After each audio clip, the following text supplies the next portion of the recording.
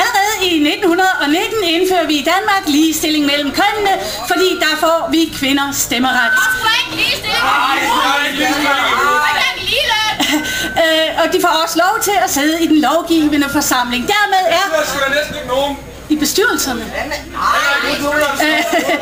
Og de har også ret til at blive valgt ind. Goddag, her er bestyrelsesformand. Goddag, herr Jensen. Jeg hører, de har fået en ny sekretær. Ja, jeg skal love dem, for hun har nogle kvalifikationer. Man kan hun finde ud af sådan noget computerprogrammering? Ja, der var jo en grund til at ansætte hende. Nå ja, sådan en har jeg også selv. Men har I hørt, at vi skal have en ny medlem? Goddag. Jeg skal være jeres nye bestyrelsesmedlem. Jeg er souschef for Statoil. Bestyrelsesmedlem? Ja. Du er jo en kvinde. Det har du slet ikke tid til. Jeg har masser af tid. Du har huset og børnene og... Min mand kan passe børnene. Min mand har orlov. Han kan godt passe børnene. Jo, det kunne godt være, at vi kunne finde ud af noget. Ja. Der kan du se. Ikke 4 minutter kunne hun holde. Nej, eller en måned. Det går overhovedet ikke. Nej, lad os få sådan en lille en. Ja, eller flere.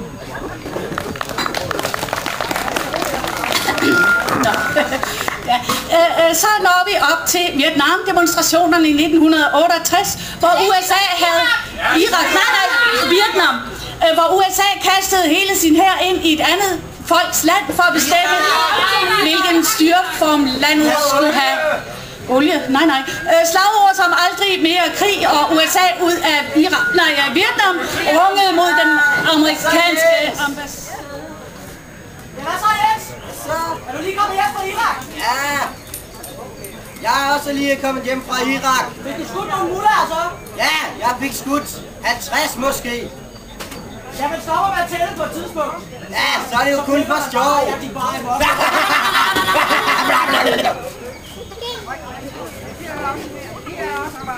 Må jeg udbringe en kæmpe tak til mine 2 kammerater her, der på Danmarks vegne gik ind i Irak for at hjælpe landet mod bedre demokrati som fredsbevarende styrke. Giv mig kæmpe hånd! Fredsbevarende styrke! Ja, det er kæft. Hænger ud på landet med den.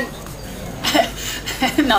Ja, og så er der det med ytringsfriheden, som vi jo også har indført for længe siden.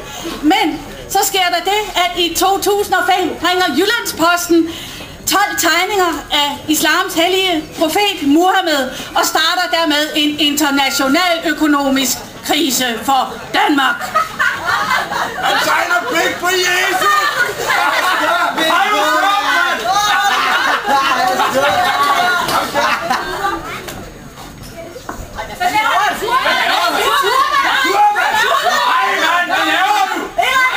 Ej, det er en turban! Det er dybt ulovligt, det her! Du kan ikke grine med andre, der skriver! Men skriver! Jeg skal love dig, for du får smæk for det her!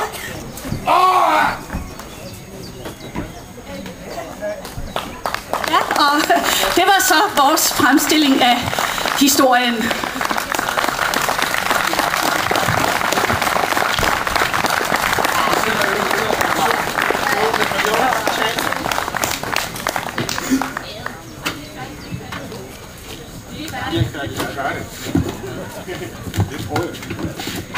God eftermiddag. Til jer, der ikke kender mig, så er jeg SFU's lokalformand i Grenaa, Alexander Myrhøj. Nu har jeg set et skuespil, der viser verden, som den er i dag, fra 2 forskellige sider. Fås version og den reelle. Og som I kan se, er der jo en væsentlig forskel, for det går jo godt i Danmark. I over 100 år er vi mødtes på denne dag for at kæmpe for bedre arbejdsvilkår for arbejderne. Bedre løn. Vi kæmper stadig, men lad os håbe, at det er sidste gang, vi mødes for at kræve bedre forhold. Og at vi i stedet næste år fejrer, at vi har vundet denne kamp. I øjeblikket kæmper FOAs medlemmer. De strejker. De kæmper for løn. En løn, der afspejler det arbejde, de laver. Det arbejde, de gør for borgerne i Danmark. De syge og de gamle. I bund og grund påvirker strejken os alle. Ligesom deres arbejde også gør det. Nu håber vi kan se, hvad deres arbejde virkelig er værd. Lad os håbe, at dem, der sidder med magten, også kan det. Men der er mange andre kampe end dem for bedre arbejdsvilkår og bedre løn. Ligeløn er også stadig et problem, vi kæmper med i Danmark. For cirka 60 år siden, da kvinderne kom ud på arbejdsmarkedet, var der en meget stor forskel på lønnen hos kvinder og mænd. Det har vi i Danmark nu haft 60 år, eller sammenlagt omkring 20 regeringsperioder, til at rette op på. Og vi er sikkert mange, der undrer os over, hvorfor dette endnu ikke er sket. Vi nåede noget af vejen, uden tvivl. Men jeg kan på vegne af SFU love, at vi ikke stopper med at kæmpe, før vi har ligestilling, ligeløn, bedre velfærd og et generelt bedre samfund. Ikke kun nationalt, men også globalt. Vores fælles kamp stopper ikke, før et hvert individ på hele jorden, født, rig eller fattig, hvid eller sort, konservativ eller kommunist, har lige vilkår og lige chancer her i livet. Kampen fortsætter til alle grænser er brudt, og alle lever i et samfund, der er lige.